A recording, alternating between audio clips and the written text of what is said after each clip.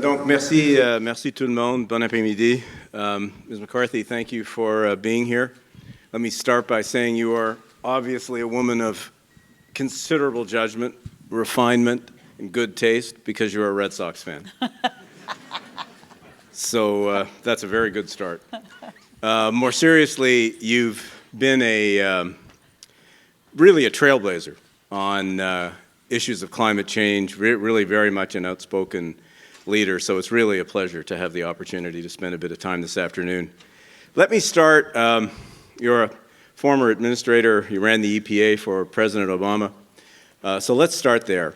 A lot of people think about the EPA as a very important regulator, in which it is, but it's actually, I think, more than that. Inside the EPA is a storehouse of capability and expertise and scientific knowledge, great scientists.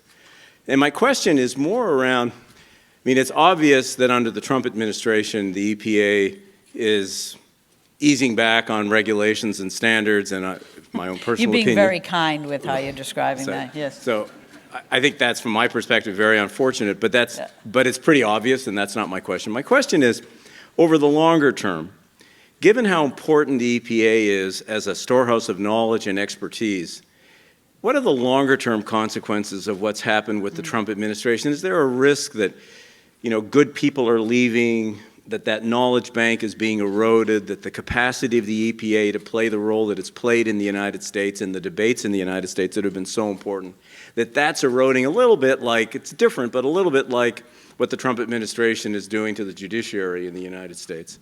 So what's the longer-term consequence of what's happening there? Well, first of all, Michael, thank you for having me here, and go Red Sox. We agree on that one. 8 games back, and it's only June. I love that. That's great. That's a Red Sox fan for you. I think the most important thing that I try to keep in mind is that we are in this for the long haul, but I have to be very honest with you because I always am blatantly honest, and I'm a pretty blunt person. We cannot sustain this if President Trump wins a second term. That is the most important thing in my life right now. And so I usually start international meetings by apologizing, even though I had nothing to do with this, but I apologize anyways, because it's kind of embarrassing, to say the least. But EPA, you know, I had this really, I guess you'd call it mission-driven message to the agency when I left. I thought it was just almost poetic. I told them that their job was to keep their asses in their seats, because that was their job, because I knew it would be hard. And I have lived through difficult times working at the state level when there were other administrations that didn't care to talk about climate change. And they left it up to the states, and in the background they supported us, they gave us money, and because no president can really track everything. And so they provided support and led to the Regional Greenhouse Gas Initiative. It led to California doing their cap and trade program. So I don't think right now we need to count things out, but EPA is basically a science agency. Now, while I get really upset at some of the proposed rollbacks, I also read them, and they're not written well. They kind of forget that there is a law out there and that there is something called science. So they're not doing the job very well. The biggest danger that we have is the danger of some of the best scientists leaving, which was really, I meant to keep your butt in your seat because they need to live through this, and it's more difficult than anyone ever anticipated, so I can't blame them. But the most important thing really is to keep the science going, to keep your head down and keep doing the work that you need to do, and to really support the states and local communities who are really trying to fill the gap when the federal government isn't doing its job. And so there is a little bit of a synergy there that when one sort of shuts off, the other turns on. And I'm not sure that isn't a good thing to have states and communities really providing some of the leadership now, because we need to do better than to think there's a planetary solution to this planetary problem. Let me pick you up on your references to science there. You said a couple of years ago, you quoted in a blog, you quoted one of America's founding fathers, John Adams, and I'm going to read you back the quote that you used. I knew him. He was a good friend. Yeah. Well, you're from the same part of the country, but there's a time problem. Anyway, he said, John Adams, pretty smart guy, he said, facts are stubborn things. Whatever may be our wishes or the dictates of our passions, they cannot alter the state of facts and evidence. Now that's interesting words and an important idea given the kind of times that we're living in, of a time of alternative facts and elastic reality. So against that backdrop, I want to ask you a question about science or about facts and evidence and the role it plays, particularly in the United States around this issue of climate change. I think we've seen in the last, 12, 18 months, the scientific community becoming much more direct about the real risks that are here, that we're getting close to almost a doomsday moment, that if we don't get this under control, we'll just live in a hothouse effect world, which we're not going to be able to reverse. And I'm thinking here about the UN IPCC and other reports that have sent to the Congress and other things recently. So in that world, in this funny world that we live in where facts aren't facts anymore, what role does science play in your mind in the political debate around this issue? And in addition to that, what can we do to make better use of that science? Yeah. Michael, I still think it plays a hugely significant role, because that's how we have advanced in life. It's all been about science and technology that's allowed us to move forward. I think the problem that we face has been a couple of things, and one of the reasons why I'm at the School of Public Health is because scientists generally tend to drive me crazy because they don't communicate very well. And I think our entire communication around climate has been absolutely abysmal. From starting with scientists saying, I can remember when the IPCC report came out before the Paris Agreement. Now, it was no mistake. President Obama and I designed a climate action plan for him, and many other people were involved in it. And it was really to try to get the United States to take some very definitive action so we could try to provide leadership going into Paris. Because we finally figured out that going into an international meeting without already having cut a deal with India and China is not going to be successful. So we had to do that. And what we started to do was talk about how are we going to communicate that. We stopped talking about climate change and started talking about carbon pollution, because I regulate pollution. I want people to understand that it's not just this amorphous thing, but there's something causing it. And I want them to not like it, basically, right?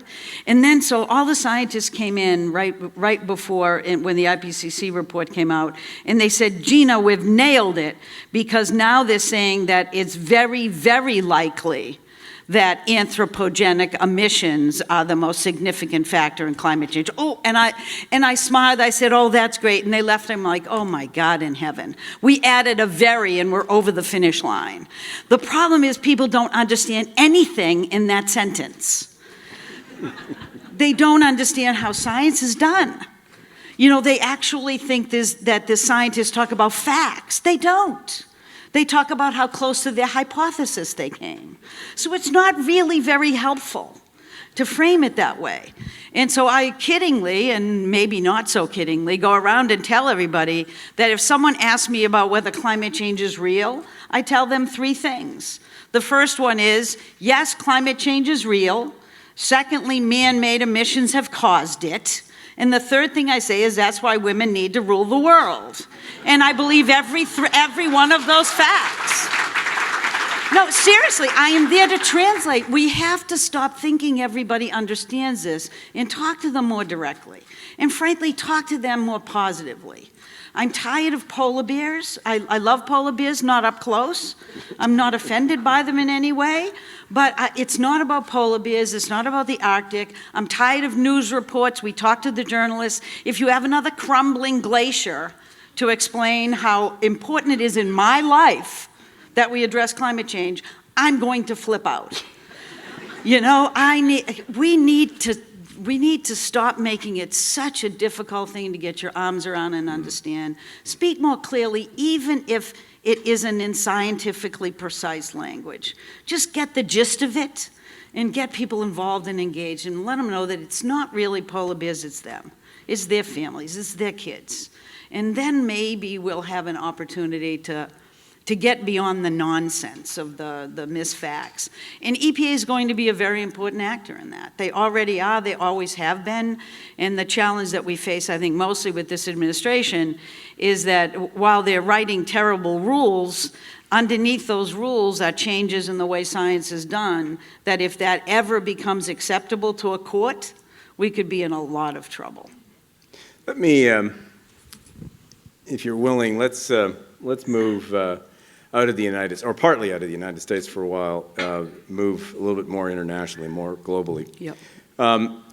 You know, obviously, one of the things we're seeing in the world today is a pretty straightforward, open conflict now between China and the United States. And that has many, many dimensions, which we don't need to talk about all here. But one of them is a competition for technological leadership in the world. We see that in artificial intelligence, you see it in 5G technology, you see it very much in what the United States is doing vis-a-vis Huawei right now. Climate's another part of that, and climate technology is another part of that de facto competition between the United States and the Chinese. Now, but climate is also an area where the two governments are really moving in different directions. China, largely because of cities that were choking, have decided, you know, the Chinese authorities have decided they got to get serious about this, and they're doing a number of things. They're becoming a leader in electric vehicles. They're doing a lot around energy efficiency, around renewables, et cetera. And the way the Chinese system works, that's creating a whole bunch of companies. It's creating a whole bunch of... You're trying to make me jealous. Well, don't be jealous of the Chinese system. It's got its ups and downs. But that's happening. In the United States, the government's going in another way. It's pretty obvious. But in the United States, you have this very vibrant private sector that's out doing its own thing. So my question is, do you think, to what degree do you think the posture of the American government is starting to impact climate innovation in the United States, and how does that play out in terms of how we all address this huge challenge that we're facing on climate change? You know, Michael, it does impact it, and you probably know more about this than I do, certainly given where you are. But there's a few things that if the government doesn't do, we're in trouble. I mean, certainly accept facts and science would be a good place to start. But President Obama always said that the winner in clean energy is going to be the strongest country in the world. And I believe that to be true. And the more science tells us that, the more I believe it.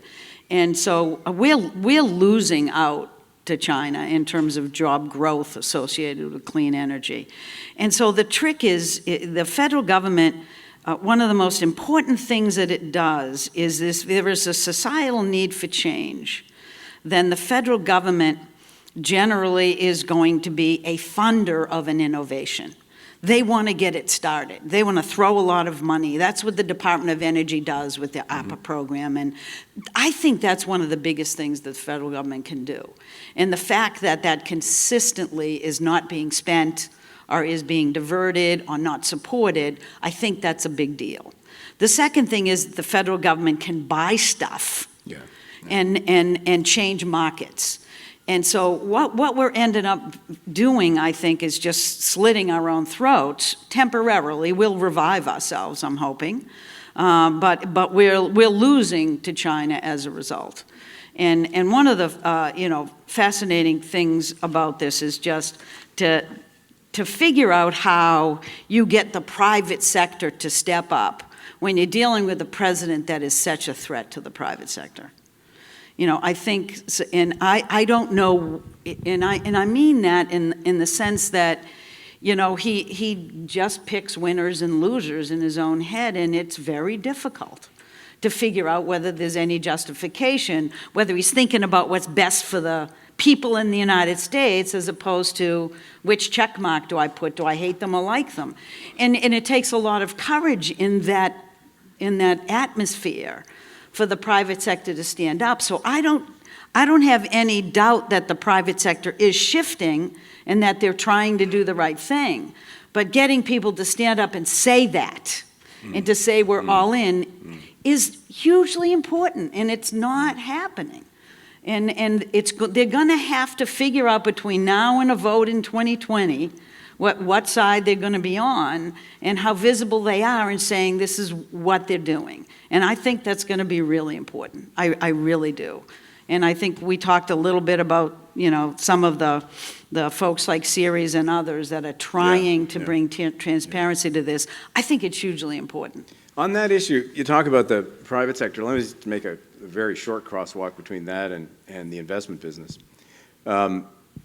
Today, long-term investors, people like Lacaze, but others in the world, collectively, we have something like $50 to $60 trillion under management. People Seriously? that I wish we had it all, actually, but we don't. But $50 to $60 trillion, that's a reasonable amount of money. That's enough to... You can buy lunch a few times for people. Yeah, that's enough to move the needle, even after you've bought lunch. But there's a big, and you've said, and you're on record as saying, that there are far too many investors who are on the sidelines on this issue. Absolutely. Yeah.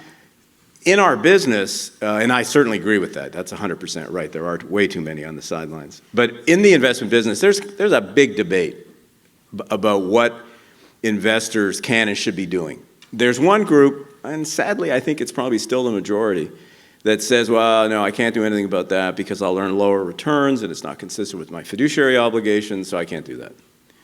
I think they're wrong. I think it's wrong-headed, but that's, I think, probably a majority of the industry. There's a second group that goes, well, maybe the best thing we can do is we're not going to invest in coal, or we're not going to invest in oil, or whatever. We're going to divest of things. And that, and maybe, there's a positive thing there. It's good symbolically, and if enough people do it, maybe you can affect the cost of capital.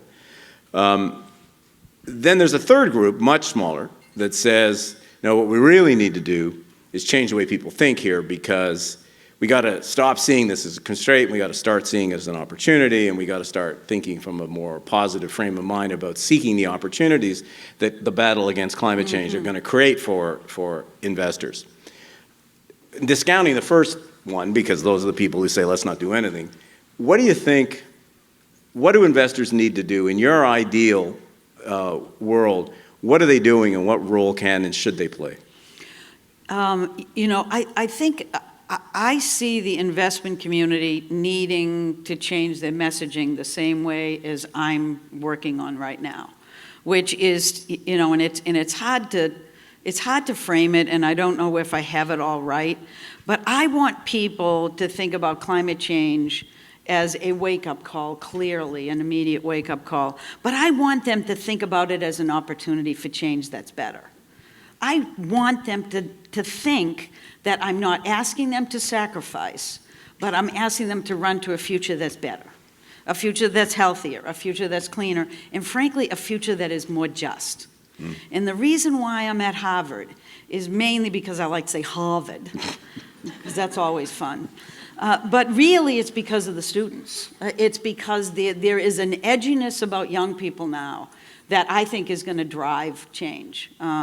Because they're sick and tired of the inequities in the United States, and they see climate as just another thing where the poor are staying poor, and where the health of those people are going to be damaged first, and people are sick and tired of it. We need an edginess about it. We can't be comfortable. And I don't honestly believe, I've had 3 children, and now I have a grandson, and I've never been able to convince them to do anything I wanted them to do by threatening them, or by telling them, oh, if you don't do this, all these bad things are going to happen. And yet that has exactly been the message for everybody on climate. Look at how bad it's going to be. We're going to all fall off a cliff. You're all going to be dead. And then they say, what do you do about it? And you tell them you should recycle. Okay, well, that's commensurate with the problem. Do you know what I mean? And that's exactly what I hear. People come up to me all the time and say, I am all committed. You should see how I recycle. I'm like, oh, well, good, that's great. Do you have a compost heap too? You know what I mean? So we're telling them the world is ending and there's absolutely nothing you're asking them to do. You know, so we have to think differently about how to do this. Well, on that point, that's really interesting. I think it's a super important point you just made. You know, one of the things that that strikes it's sort of an interesting time right now, and I want to draw you out on what you just said. Last week was the 75th anniversary of D-Day, and take D-Day to be symbolic of the whole Second World War and that generation who had to deal with that horrendous problem. Next month is the 50th anniversary of landing on the moon. Yeah. These were great generational challenges.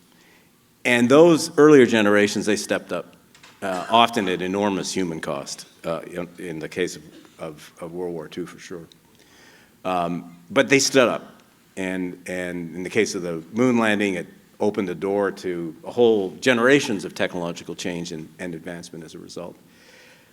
But on this issue that's, you know, a hell of a lot more existential than going to the moon was. I mean, going to the moon was interesting and useful thing to do, but it wasn't fundamentally existential like this one is. We seem to be having a really hard time stepping up, grasping the issue, not being cowed by the magnitude of the issue, by the stakes of the issue. What do we do about that? How do we get people, governments, others mobilized to step up to, you know, arguably, maybe the biggest challenge in the history of mankind? Well, you should take notes because it sounds important. I don't know if I have anything to say. But, you know, I wanted to go back to the analogy you used, and that was, you know, Kennedy actually pointing at the moon and saying we're going to get there, knowing full well that nobody knew how. We need leadership like that again. I need somebody, and no, it wasn't the biggest deal. But, you know, he didn't say we hate Russia and I think Russia is going to bomb us. He said we can do this. We're smarter than everybody else. And he pointed it and he inspired us to do it. And that's what motivated it. He wanted everybody to know it can be done. That's what we're missing here. You know, I talk to young people and a lot, and they don't even remember that the United States looked exactly like Beijing with air quality. They point at Beijing as if there's something wrong with them. You know, we were terrible. Our environment was hideous at the turn of the turn of the 50s and the 60s, and we changed it all. You know, I would never, ever have predicted how I could not need a landline phone in my house. I don't even know what they look like anymore. Do you know what I mean? Change can happen, and it can be good. And instead, we're scaring people instead of motivating them for change, instead of reminding them the resilience of the human spirit, instead of telling them that this is not a choice, it's a moral obligation. This is about our kids. And the way we can get there is to build a better world each way, each step of the way. This is not about going to the moon. This is about improving people's lives every step of the way, not just the goal. And that's what we're missing, is the inspiration. The fact that these are huge opportunities for us to get together and to express our own moral values. That's what we're missing. And I think people need to inspire one another. So does that mean, you know, a lot of people, we all of us included, I guess, spend a lot of time thinking about what governments are doing, about regulation, about government leadership, et cetera. But there's sometimes, I think, given the magnitude of the issue and the stakes of the issue, that what we really need here is, I don't know what to call it, but the equivalent of the civil rights movement. Yeah. That we need, or the planet rights movement. That this is something that's got to play out on the streets. Yeah. Not necessarily in the houses of parliament or in legislatures. Eventually it'll lead there, because if it becomes a civil rights movement, it'll eventually lead there. And I look at some of the remarkable stuff that's happening in Europe with young kids and kids not going to school because they're taking a day to. I think it is great, and I think it's a better use of a day than sitting in a classroom. But how do we? I mean, you've thought about and you've talked about making this a personal issue, of giving people a personal stake in this thing, because that's mobilizing. So, what more do we need to do, and what should we all be doing as individuals to try to, get that flywheel of public pressure going, figuratively get people out in the streets on this? Well, it's really interesting because people are not realizing that we see a lot of really good things happening. This is a grassroots effort. This is not going to be done at the top and make its way down. It's opposite. It's going to be just like the civil rights movement. And so what I see happening right now is I see communities making demands on mayors that if you're going to transform our city, then I'm going to demand a few things. I'm going to demand that I get access to renewable energy because it's cheaper. If you're not doing it for some symbolic gesture, that's your problem. But it's cheaper for me and I want it. We're everything that we're asking for a clean and more just future is better for us. So I tell everybody, how awful would it be that we actually make electric vehicles inexpensive and you can get and drive one? How awful would that be? What are we fighting? I don't really know what we're fighting about. Because if you've driven one, it's wicked cool. It goes faster, and it doesn't make any noise, and it doesn't kill people with its pollution. So why are we demanding it? It's just like the civil rights movement. Make room for me. Make room for me to have a better life. Demand that it happen. And so what you're seeing with the Green New Deal is I think it's hysterical that now you have every Democratic candidate embracing that. And you have the Republicans calling them socialists. How ridiculous is that? Have you read the Green New Deal? Point me one sentence that says it's a horrible thing to say. Oh, I like workers? How dare you say that? You're a socialist. Do you know what I mean? So we've got to break it down, and we've got to put it into language where people are not passive, but they're demanding. And in the United States, everything good starts at the grassroots level. I hate to tell you this. I've worked at local communities. I've worked for 6 governors, 5 of them Republicans. Can you believe it? 5 of them Republicans. But Republicans in Massachusetts are not real Republicans. Well, I was in Connecticut. Does that count at that's all? Closer. No, that's a fair point. They're closer. They're closer, but they're not really there. So, I think the point I'm trying to make is that we made change at those levels, and it was only the change at those levels that allowed the federal government to do anything. It really takes a platform, a foundation. And that's what I'm worried about, is that we spend too much time thinking about large government programs and too little time building the base of support, the foundation. And that's where pension funds really get me. I want pension funds heavily engaged in this issue.